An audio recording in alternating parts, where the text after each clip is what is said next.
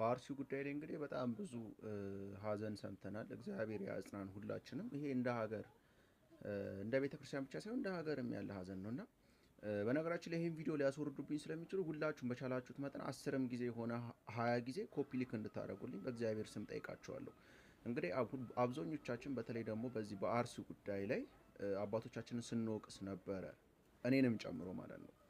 እና ይህንን አወቃቀሳችን ግን እውነት ነው ወይ የሚለውን ነገር እስኪ አጠር ባለች ደቂቃ እኔ ለማየት እንሞክራለን። እና እንግዲህ ቅዱስ ፓትርያርካችን እንግዲህ መግለጫ ሰጥተው ነበረ።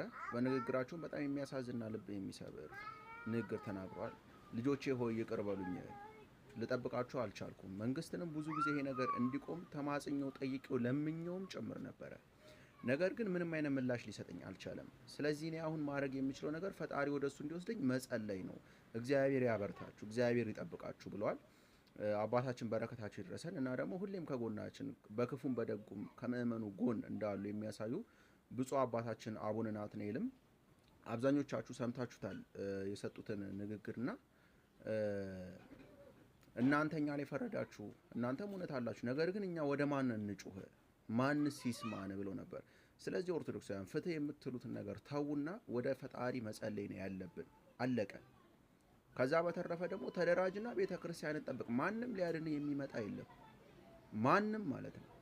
ነገ አርሲ ላይ ነው። ዛሬ ግን ሁላችንም በየጎሯችንና በየቤታችን እንደሚገባ አትጠራጠሩ። ይሄ ብሔርን ተኮር ያደረገ እንትን አይደለም፣ እምነትን ተኮር ያደረገ ነው። ገባችሁ አይደል? ፍትህ ከፈጣሪ ነው የምናገኘው። አለቀ። ብፁዕ አባቶቻችንን ያልሰማ አካል አንተን ይሰማሃል ማለት ዘበት ነው።